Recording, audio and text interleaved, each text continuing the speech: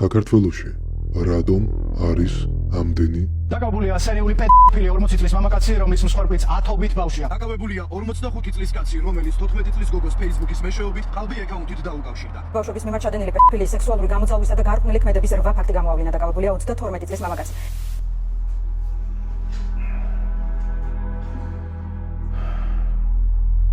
იცოდი, რომ ყოველი მეხუთე ბავშვი შევიწროვების ან ძალადობის მსხვერპლი ხდება. რაც იმას ნიშნავს, რომ პედოფილის მსხვერპლს გარანტირებულად იცნობ, მაგრამ შენ ამას ვერ გაიგებ, რადგან ის არასოდეს გაგიზიარებს თავის უდიდეს ტკივილს.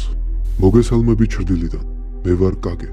მაინტერესებს რას ფიქრობ, როდესაც TikTok-ზე მსგავს ვიდეოს ხედავ.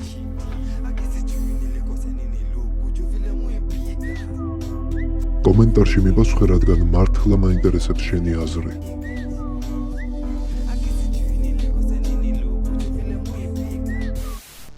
რა თქმა უნდა, ეს გოგონა ქართველია. შემთხვევით სოციალურ სამსახურში დარეკვის სურვილი ხომ არ გაგიჩნდა, ან მშობლების დალეწვის სურვილი. გინდება, რომ ეს ბავშვი კარანტინში გამოკეტო, სადაც წვდომა მხოლოდ სანთლებთან და წიგნებთან ექნება. და შენი აზრით ამ ვიდეოს ყურებისას, რას ფიქრობს ბავშვების მოყვარული? მისი ფიქრები უბრალოდ გარღვნილებაა თუ დაავადება? პირველ რიგში დავაზუსტებ, რომ პედოფილიური ლტოლვა გულისხმობს არა თუ მოზარდებს, არამედ ბავშვებს, რომლებსაც არა მარტო განაყოფიერება არ შეუძლიათ, არამედ სიტყვა სექსიც კი არ იციან. მეცნიერებმა დაადგინეს რამოდენიმე საინტერესო ფაქტი, თუ საიდან მოდის ეს ლტოლვა და ვისში შეიძლება აღმოჩნდეს. მარტივად რომ ვთქვათ, თითოეულ ადამიანს ტვინში აქვს იმის ინდიკატორი, თუ ვინ მოწონს. ძირითადად ეს არის საკუთარ ასაკზე უფროსები ან საკუთარი ასაკის ადამიანები. როდესაც პიროვნება იზრდება, ეს ინდიკატორიც იზრდება მასთან ერთად. მაგრამ პედოფილიის შემთხვევაში ეს ინდიკატორი იყინება ბავშვობის პერიოდში და მიუხედავად იმისა, რომ პიროვნება გაიზარდა, მისი ლტოლვა რჩება არაზრდასრული ადამიანების მიმართ. სხვა სიტყვებით რომ ვთქვათ, ეს არის ტვინის გაჭედვა, რომელიც იწყება ბავშვობაში. რაზეც მეტყველებს ის კანონზომიერებაც, რომ რაც უფრო დაბალი ინტელექტი აქვს პედოფილს, მით უფრო ახალგაზრდაა მისი მსხვერპლი. ასევე მოძალადეებში ხშირად შეიმჩნევა მცირე თანდაყოლილი დეფექტები და გადახრები განვითარებაში. ხოლო თავის ტომოგრაფია აჩვენებს, რომ მათ კრიტიკული დარღვევა აქვთ ტვინის იმ ნაწილში, რომელიც თვითკონტროლზეა პასუხისმგებელი და ასევე იმ ნაწილშიც, რომელიც სექსუალურ აღგზნებას უკავშირდება. გამოდის, რომ ეს დაავადება ადამიანს დაბადებიდანვე მოხვდება. რა თქმა უნდა კი და რა თქმა უნდა არა. 40 წლის მასწავლებელს ძალიან მოულოდნელად გაუჩნდა ეს აკრძალული ლტოლვა და დაინტერესდა იმ სახის ვიდეოებით, რომელიც ინტერნეტის ბნელ ნაწილში ძალიან ბევრია. როდესაც თავზე ტომოგრაფია გადაუღეს, აღმოჩნდა, რომ სიმსივნე გაუჩნდა ტვინის ზუსტად იმ ადგილზე, რომელიც თვითკონტროლზეა პასუხისმგებელი.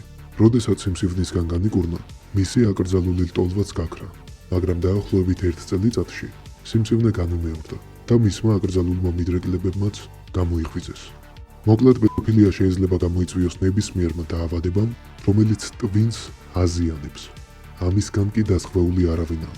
მაგრამ მოდი ახლა ბავშვებზე ვიფიქროთ. გახსოვს რა გკითხეთ დასაწყისში?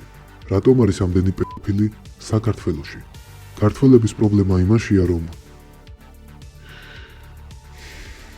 პრინციპში მიზეზი იმდენად ბევრი და დეტალურია, რომ ასე მოკლედ ვერც მოედები. მაგრამ მათ უმრავლესობას აგვარებს პიროვნული განვითარება. ამიტომაა, რომ ასეთ აკრძალულ საკითხებზე ვლაპარაკობ, რომ ვინმე მაინც ცოტა განვითარდეს. ჩემი ინტერესი მონეტიზაციას ძალიან სცდება, თორემ რომელი კომპანია დაასპონსორებს ჩემნაერს, რომელი კომპანია დაარეკლამებს თავის პროდუქტს ვიდეოში, სადაც პედოფილიაზე ლაპარაკობენ. მაგრამ სათქმელი უნდა ითქვას და გასაკეთებელი გაკეთდეს. ანუ აუცილებლად უნდა ითქვას, რომ საქართველო არის იდეალური ბუდე პედოფილებისთვის და პედოფილიისთვის. იცი რატომ? პირველი მიზეზია, რომ ბავშვი დაუცველია. ვგულისხმობ, რომ მშობელს არ აქვს იმხელა ნდობა მოპოვებული, რომ ბავშვმა მოუღოს ელემენტალურ ცოდვებზეც კი. ოჯახების დიდ ნაწილში მშობლები ბავშვს კი არ იღებენ და ასწავლიან, არამედ განსჯიან და წრთნიან თითქოს გენერლები რიგითებს. ხო და არც ერთი ბავშვი არ მივა მსგავს მშობელთან და არ ეტყვის თუ რა საშინელებაც დაემართა. რადგან ემოციურად არ არის სარწმუნებული, რომ ყველაზე ახლო ადამიანი ყველაზე რთულ დროს გვერდში დაუდგება ის, რომ თავს უარესად არ აგრძნობინებს. მეორე მიზეზი არის ის, რომ საზოგადოება ჩუმად არის. მეზობელი ხედავს, რომ ბავშვი უცნაურად იქცევა, მაგრამ თავს აჯერებს, რომ ეჩვენება. ნათესავი ხედავს, რომ ბავშვი ვიღაცას ერიდება ან რაღაც რიგზე ვერ არის, მაგრამ თვლის, რომ ოჯახის საქმეში არ უნდა ჩაერიოს. მასწავლებელი ხედავს, რომ ბავშვი სტაბილურად შეიცვალა, ჩაიგედა, დაითრგუნა, შეშინებულია, გონებით სულ სხვაგან არის და იმის მაგივრად, რომ პროფესიონალურად გაერკვეს მის მდგომარეობაში, მაქსიმუმ ნახევრად ხუმრობით ეკითხება, ვინმე ხომ არ შეგიყვარდა. დედას შევეცი ყველა ეგეთი მასწავლებლის. ამ დროს უნდა ამოიღოს ხმა საზოგადოებამ და დაინტერესდეს ხვისი მდგომარეობით და არა მაშინ, როდესაც პოლიცია 100-დან 1 პედოფილს დაიჭერს და მასობრივი აპორიაქება იწყება 1 ან 2 კვირით. მანამდე სად იყავით? ახლა სად ხართ? ირგვლივ მაინც გაიხედეთ. ყურადღებით მაინც იყავით. განსაკუთრებით ისეთ რეგიონებში, სადაც პედოფილია ტრადიციისგან ახალი გამიჯნულია. და მესამე მიზეზია, რომ ჩვენ ბედკრულ ქვეყანაში სირცხვილი უფრო ძლიერია ვიდრე სიმართლე. და ამ ხალხის გამტყუნება ძალიან რთულია, რადგან წარმოედგინე, რომ ქალი გიყვარს და გაიგე, რომ ერთხელ გააუპატიურეს. ან არა ერთხელ. ცოლად თუ მოიყვან. ამ კითხვაზე პასუხიდან გამომდინარე, გადაწყდება ხარ თუ არა ყდე. საბედნიეროდ შემაყურებელზე მაღალი წარმოდგენის ვარ და შენი პასუხი ვიცი. თუ ვწდები და არხიდან დაახვიე. ქართველები ძალადობის მსხვერპლებზე, მათ ოჯახებზე, იმდენ სწორაობენ და იმდენად განსჯიან, რომ თვითონვე კეტავენ სოციალურ გალიაში. შემდეგ კი მსხვერპლების დიდ ნაწილს ურჩევნია, ეს ბოროტება ცხოვრების ბოლომდე გულით ატაროს, ვიდრე სამართლიანობის და სიმართლის იმედით ხმა მოიხოს.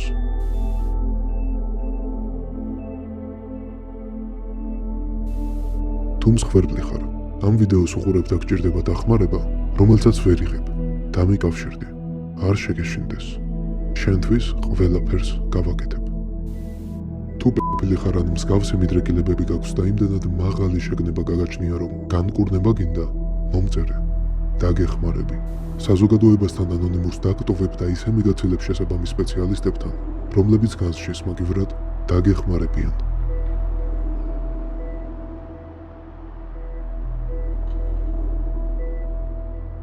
ახლა კი ისევ თქვენ მოგმართავთ. მეგობრებო და მაყურებელნო, უფრო სწორად ისევ მოგმართავ კონკრეტულად შენ. მოდი რაღაც დადებითისკენ შევცვალოთ, კარგი? შევთანხმდით.